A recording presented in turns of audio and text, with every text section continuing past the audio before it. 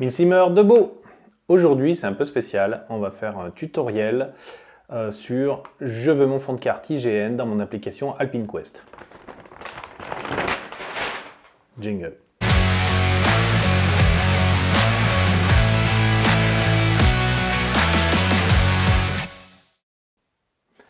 Alors, différentes solutions s'offrent à nous. La carte IGN papier au 25 millième, qui fonctionne sans pile, donc qui est super pratique, notamment en backup. Et on a aussi les GPS électroniques, soit dédiés, soit des applications sur le smartphone. Ici, on va avoir une solution très simple et super efficace pour nos OP. On va utiliser le logiciel Alpine Quest, qui est un logiciel vraiment peu onéreux, puisque je crois qu'il est à 10 € la version pro, débarrassée de pub à vie. Contrairement à la seule application qui permet d'avoir le fond de carte IGN qui s'appelle Iphigénie de manière officielle, le problème c'est qu'il fonctionne avec un abonnement. C'est 14 € par an et je crois que la première fois ça va monter à 25 € avec toutes les options lors du premier achat. Ici, on va se focaliser sur Alpine Quest parce que c'est un outil qui est super pratique au niveau ergonomie. Même si je dispose aussi d'Iphigénie, j'avoue que je préfère Alpine Quest largement. C'est d'ailleurs un logiciel qui est utilisé chez les militaires assez souvent. Donc ici, en quoi va consister notre tutoriel? Première étape, on va utiliser Géoportail avec le fond de carte IGN au 25 millième pour faire des captures d'écran, des screenshots, plusieurs pour couvrir la zone qui nous intéresse. Ensuite, dans un deuxième temps, on va les assembler pour avoir une seule image, qui est le fond de notre zone. Ensuite, cette zone, il va falloir la géoréférencer. C'est-à-dire que pour certains pixels, il va falloir leur attribuer des coordonnées pour que lorsqu'on va charger cette image dans un logiciel comme Alpine Quest, il va pouvoir la localiser exactement là où il faut. Et une fois que c'est fait, on loadera notre image dans Alpine Quest et puis on ira voir sur le terrain si ça fonctionne. Allez, c'est parti. Et c'est parti pour ce tutoriel. On va utiliser que des logiciels libres et gratuits, que ce soit sous Windows ou sous d'autres environnements comme Linux. Pour cela, on a besoin d'un navigateur, ici ce sera Firefox, d'un logiciel d'édition de dessin, The GIMP et QGIS. Alors, on commence par les screenshots. On va donc dans le navigateur sur le géoportail pour loader notre fond de carte IGN au 25 millième. Voilà. Je vais aller nous mettre dans une zone pas très loin de chez moi pour que je puisse ensuite aller sur le terrain.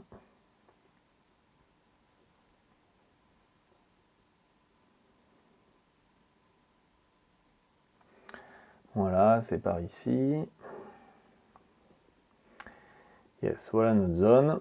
Alors maintenant, il s'agit de zoomer pour avoir le fond de carte 25 millième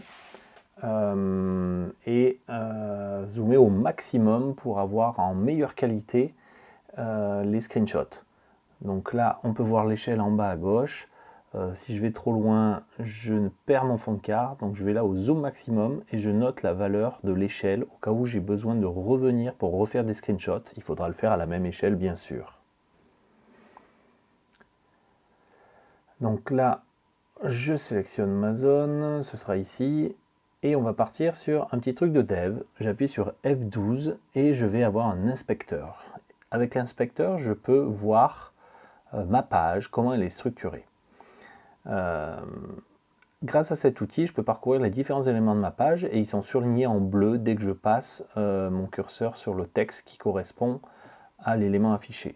Donc là par exemple je suis dans un div viewer qui s'appelle, c'est la partie qui affiche la carte et à l'intérieur il y a plein de sous-parties, de sous-sections div et je m'amuse à passer le curseur dessus jusqu'à mettre en surbrillance bleue les éléments que je veux retirer. Là par exemple je peux faire un clic droit, supprimer le nœud et ça m'a enlevé la barre du haut. Là, je vais chercher tous les différents boutons qui nuisent à mes captures d'écran. Typiquement là, les petits boutons en haut à gauche, je fais un clic droit dessus.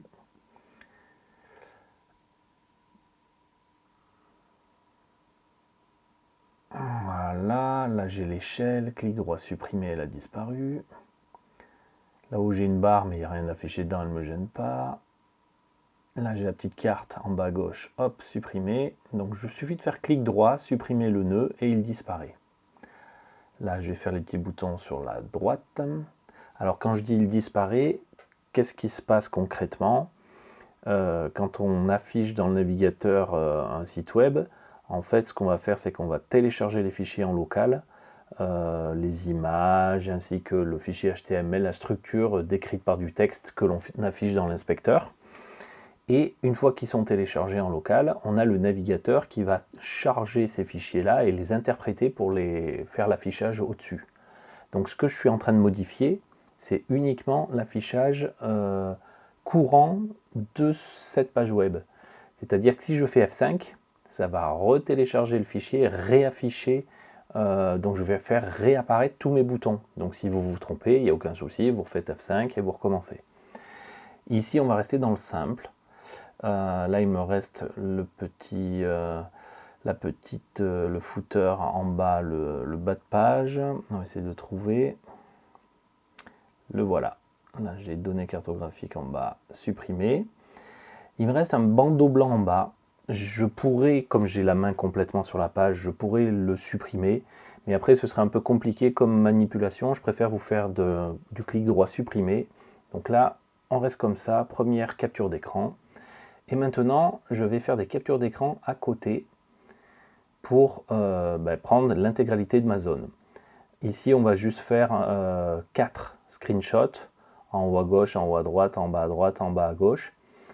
Donc je me décale, à chaque fois, je maintiens bien appuyé, là je choisis en dessous d'Orate, je remonte dans le coin à gauche, et je me tiens un peu éloigné de la bordure, comme ça je suis sûr que les captures d'écran sont faites avec une partie commune sur les bords. Comme ça je vais pouvoir les superposer et les assembler. Donc là c'est bon, là je choisis le haut de Orate, je me décale vers la droite. On voit toujours Orate sur ce screenshot là, donc on pourra le superposer avec l'autre. Allez, une dernière capture d'écran. Là. Et voilà. Donc là je viens de faire mes 4 captures d'écran qui correspondent à la zone. Je vais faire une zone test ici. Si je vais voir maintenant dans mon dossier de capture d'écran, voilà, j'ai mes 4 screenshots. Et voilà. Je vais maintenant pouvoir éditer les screenshots afin de les assembler et avoir une seule carte unique, un seul fichier image qui correspond à ma zone. Alors j'ouvre la première, je vais augmenter la taille du canevas, donc ça c'est de l'édition photo. Ouais, 10 000 c'est peut-être un peu trop. On va mettre alors 5000 pixels, ça risque d'être un peu petit, je vais mettre 8000 pour avoir un peu de marge de manœuvre, d'espace. Et maintenant, je vais charger les 3 autres images en tant que calque dans cette image-là.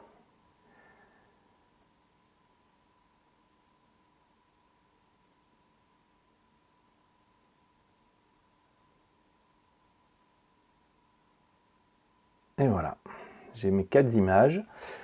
La première tâche, ça va être de les assembler à la louche, les repositionner globalement. Alors pour ça, j'utilise un peu les parties communes qui vont se superposer. Notre-Dame-Valcluse, ça doit être l'image du bas. Voilà. Et le dernier qui sera donc en haut.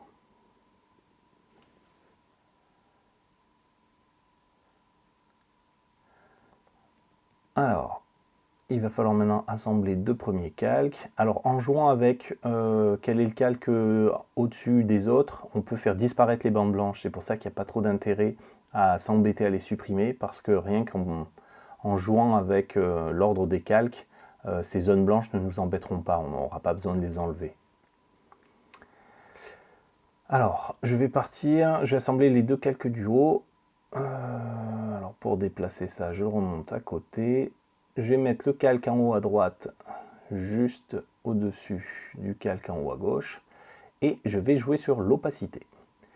Comme ça, par effet transparence, je peux, au pixel près, venir positionner mon calque par rapport à mon calque des références. Donc celui de droite va se positionner au-dessus de celui de gauche. Je vais jouer ensuite avec l'opacité pour vérifier qu'au pixel près, je ne me suis pas trompé, que je suis parfaitement superposé. Ça me permet comme ça d'assembler correctement mon image sans décalage. Donc pour ça, on joue avec l'opacité et en faisant varier l'opacité, on peut voir si on a une sensation de décalage ou pas. Là, apparemment, il n'y en a pas, donc le calque est parfaitement aligné. Donc je fais un petit clic droit sur mon calque, fusionner vers le bas, comme ça, mes deux images du haut ne constituent plus qu'une seule. Voilà. Restent mes deux autres images. Alors, pareil, on baisse l'opacité et on va venir superposer. Alors pour ça, j'utilise dans la partie qui est commune un point, ça peut être des lettres, je fais au mieux. Là sur la capture vidéo, j'ai un trait qui est un petit peu gondolé. Bon, il était bien rectiligne évidemment sur mon écran à la base. Donc là je joue. Dès que je vois que j'ai un décalage, je corrige.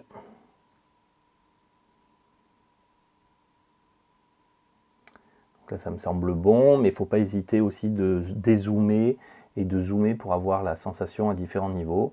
Là on voit que la partie du bas elle apparaît sans provoquer de décalage, donc c'est que je suis aligné.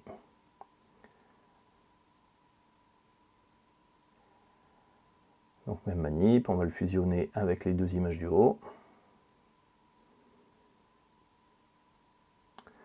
Et maintenant, j'ai plus que l'image en bas à droite à assembler.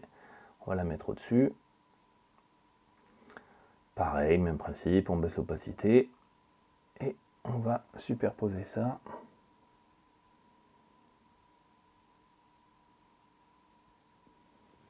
Donc en zoomant, on peut être précis au pixel près, hein, puisqu'il faut vraiment que ce soit parfaitement aligné.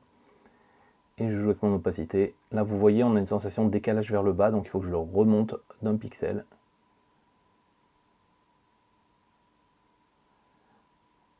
Hop là. Et là, la sensation de décalage a complètement disparu. J'ai donc mes images qui sont bien assemblées. Alors, il doit sûrement exister des scripts pour assembler des calques qui ont des parties communes, afin d'automatiser le process et de ne pas faire ça manuellement. Pour être franc, je ne me suis pas penché vraiment sur la question, donc là je le fais manuellement. Mais à mon avis, il y a moyen d'être plus productif que ce que je fais là. Voilà, maintenant on va réduire l'image à la zone que l'on veut.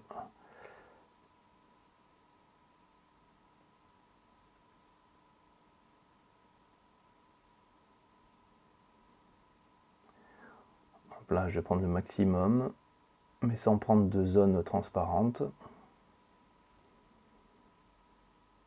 Donc bien sûr, là j'ai fait une zone relativement restreinte. Si vous avez besoin d'une zone plus importante, ben, vous pouvez soit faire des zones comme je viens de faire avec 4 images, et puis ben, en faire une autre, et puis ensuite assembler les images grandes, ou faire plein de screenshots directement. Après c'est à vous qui voyez, qui organisez le travail d'assemblage comme vous voulez. Et voilà notre image. On a le calque qui déborde un peu.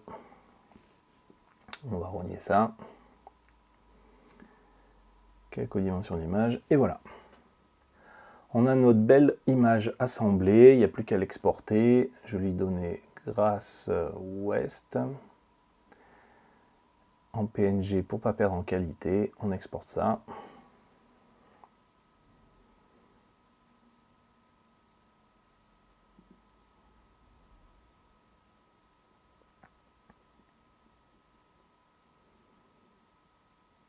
Et voilà, mon image est terminée, j'ai mon fond de carte.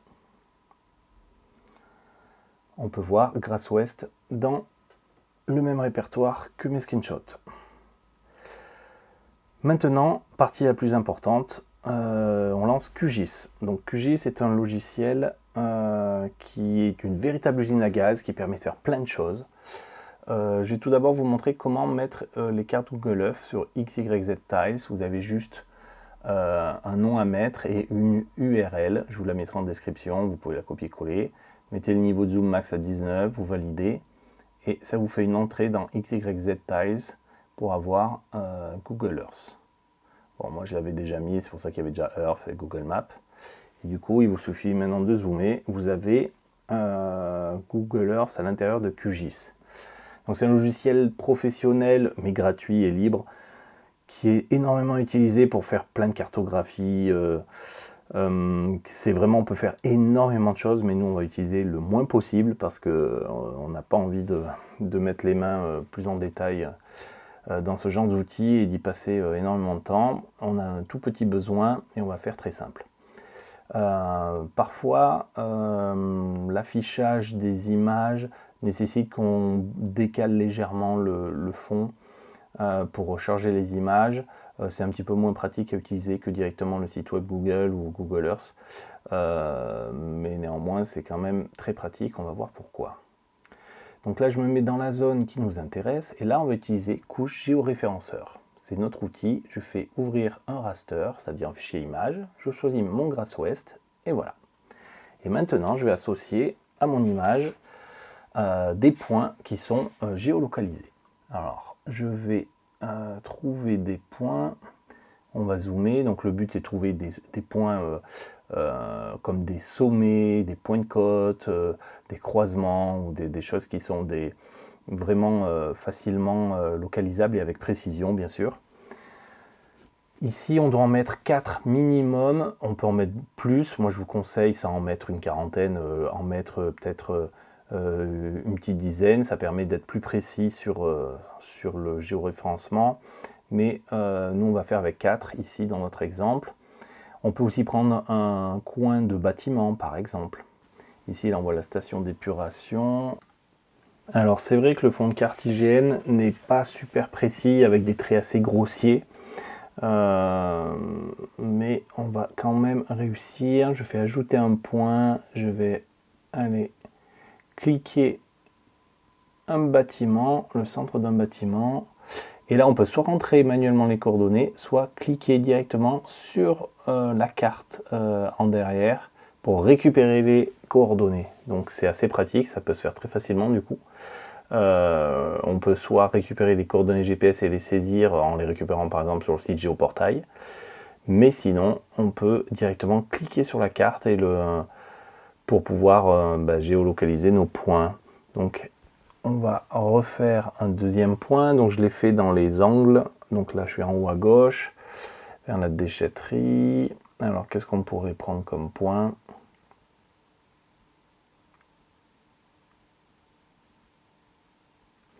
Ici par exemple, là, il y a un pont en croisement, c'est assez large tout ça. C'est plus précis de prendre par exemple un coin de bâtiment. Ah là, il y a un beau bâtiment vert. Allez, j'ajoute un point, le coin nord-ouest du bâtiment. Depuis le canevas, on clique le coin nord-est. Alors avec la perspective, on essaye de viser la base du mur, on va dire, pour être précis. Ça c'est fait. Je me décale en haut à droite maintenant. Pour le troisième point, on va aller un peu dans cette zone. Donc je prends des points un peu espacés évidemment. Vous ne prenez pas tous vos points dans un mouchoir de poche. Le but c'est de les répartir et de les espacer le plus possible afin que le logiciel puisse géoréférencer au mieux. Plus c'est effectivement des grandes distances et plus ce sera précis et efficace. Alors on est dans la zone. Qu'est-ce qu'on pourrait prendre ? Des parkings. Si vous avez une antenne aussi, par exemple, c'est assez précis. Ou un pylône de haute tension, par exemple. Bon, ici on a des champs et des bâtiments.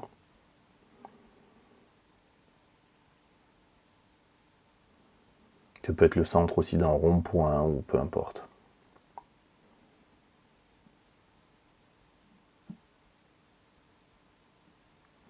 Alors, bâtiments longs. On les repère bien sur la carte. On va prendre le coin sud-ouest depuis le canevas de carte. On le clique et voilà. Donc méfiance avec les bâtiments parce que si jamais les bâtiments ont évolué entre la date de la carte et ce que vous avez dans Google Earth, vous pouvez vous tromper évidemment. Allez, on part pour le dernier point dans la zone de l'argile. Nous y voilà. Donc un rond-point. Voilà. Tac. On voit le point 148. C'est ce carrefour-là. Je vais pouvoir faire avec ce carrefour. Donc la liste de points qu'on ajoute, vous pouvez à tous les moments les sélectionner et éditer les coordonnées si jamais pour être plus précis. Là je vais rajouter le dernier point. Hop là. Le point 148. On va le cliquer depuis la carte. Allez, le centre du croisement. Et voilà. Il n'y a plus qu'à cliquer sur la flèche verte pour lancer le géoréférencement. Là, il met un message d'erreur, comme quoi il faut un petit nom. Un nom de fichier, je vais le laisser dans le répertoire de screenshot. GrassWest modifié, je laisse le nom par défaut, même si c'est plutôt géoréférencé. L'algorithme, je laisse plus proche voisin. Compression, je touche rien d'autre en fait. Je laisse cocher charger dans le projet lorsque terminé. On a juste à valider. On va refaire la flèche verte maintenant qu'on a le nom. Et voilà. Ça nous a géoréférencé et ajouté le calque dans la fenêtre principale. Le GrassWest modifié. Et voilà, on a un calque par-dessus Google Earth constitué de notre image. Donc on peut voir un petit peu si elle se superpose de manière précise ou pas, en longeant le bord effectivement de notre image, en voyant un petit peu la carte derrière, vérifier que les routes et les chemins sont aux bons endroits, etc. Ça n'a pas l'air si mal, même malgré qu'on ait fait ça avec 4 points rapidement.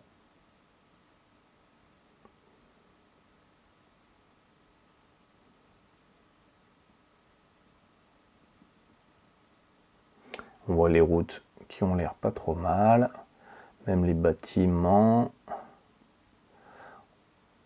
Voilà, on peut s'amuser à vérifier que ça superpose bien. Ça a l'air pas trop mal.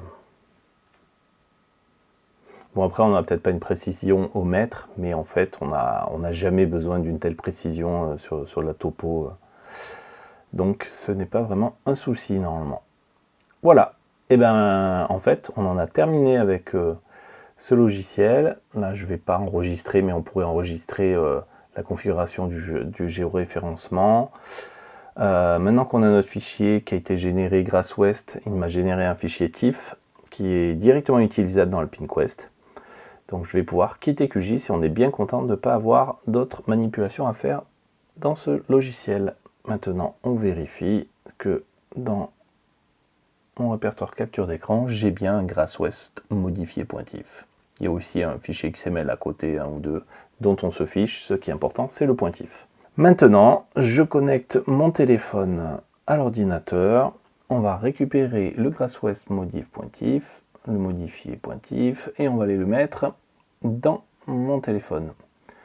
Alors j'ai fait un petit répertoire dédié qui s'appelle carte. Alors le fichier y est déjà parce que j'ai préparé ce tuto. Je le remplace, voilà. On a mis notre fichier modifié pointif ici, dans le répertoire carte. Maintenant, je vais afficher mon téléphone. Voilà, on va lancer AlpineQuest. Nous voilà dans AlpineQuest. Donc là, j'ai un fond d'une carte que j'aime bien. Donc il y a un menu principal, la gestion des cartes, puis des repères, mode exploration, boussole. Ce qui nous intéresse, c'est le deuxième menu, celui des cartes. Alors, si vous allez dans ce menu, vous avez carte disponible et carte affichée. Si je clique sur carte affichée, on voit que ma map en cours, c'est Maps, For You Maps, Topomap. On peut changer l'opacité, faire 2-3 choses dessus. La cacher. Donc voilà la carte affichée actuellement. Et là, je vais aller utiliser maintenant carte disponible, la première option. Là, on voit qu'on a un tas de cartes dispo, du Bing, du OpenStreetMaps, les cartes Google, des cartes US, il y a plein de choses. La carte Europe for You Maps que j'aime bien. Et il y a aussi le géoportail français, mais on a le plan IGN et pas les cartes au 25 millième. On a les cartes topo des 1950, on a des vieilleries. Carte 1950, ça peut être utile pour retrouver des vieux chemins qui n'apparaissent plus sur les nouvelles cartes. Le TopoScan 1950, là c'est pas mal. Si je clique sur le plan, ça va donc me charger le plan IGN et on voit c'est pas tout à fait le niveau de détail de la carte au 25 millième. Voilà, donc maintenant le but c'est dans notre zone venir mettre notre carte à nous. Donc je retourne dans les cartes affichées. Maintenant, si je vais dans les cartes disponibles, je vais dans la petite option en haut à gauche et là je peux faire carte embarquée, stockage interne. Là je peux aller dans mon répertoire carte et prendre mon fichier. Ça va l'importer dans AlpineQuest. Et en même temps ça va le charger comme carte. Et donc ma carte apparaît. Alors, petit souci, c'est que j'ai juste ma carte et rien d'autre. Comme ma carte est toute petite, c'est une petite zone, et ben, à côté c'est vide.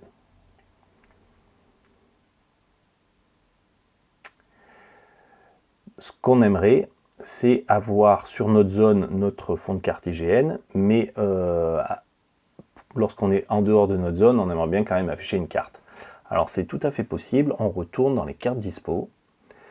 Là, on va prendre les cartes installées, les cartes sur demande, c'est-à-dire celles dont on télécharge les fichiers. Je vais reprendre ma carte, voilà.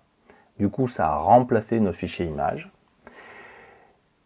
Et donc ça, c'est ma carte numéro 1, on va dire, celle la principale. Et par-dessus, je vais venir ajouter notre carte. Donc on retourne dans les cartes dispo. Hop, on va prendre mes cartes embarquées, puisqu'elle a déjà été chargée dans l'application, donc elle est disponible ici. Là, j'ai mon Grass West et je vais prendre l'option et je vais faire ajouter comme calque. Si je clique dessus, ça remplace la carte principale. Là, je la veux comme calque. Et voilà, j'ai un calque supplémentaire qui s'est ajouté par-dessus. J'ai 2-3 options sur la façon, comme des calques, je peux mettre le mode normal ou incrustation, etc. Changer la façon dont la carte vient s'ajouter au calque du dessous. On va mettre normal, en général, c'est ce qu'on préfère. On peut jouer aussi sur de l'opacité. Mais bon, en général, je préfère le mettre à 100%. Et voilà. Du coup, quand on est dans notre zone, on a le bon fond de carte IGN. Et quand on est à côté, si jamais on a For You Maps, je peux cacher à la demande l'une ou l'autre des cartes. Donc, on peut voir que c'est pas trop mal niveau alignement. Voilà. J'ai donc réussi à mettre mon fond de carte IGN sur une zone pour une OP. Je peux facilement avoir mon fond de carte IGN.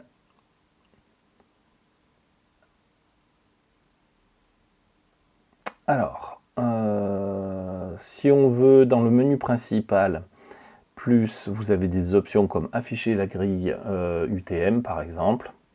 Et là, du coup, vous avez la Rolls-Royce, vous avez tout ce que vous auriez sur une carte papier et même plus, faire tout ce qu'on a besoin de faire en OP. Et nous voici sur le terrain pour vérifier que notre carte est fonctionnelle et que nous sommes bien là où nous sommes censés être. C'est parti.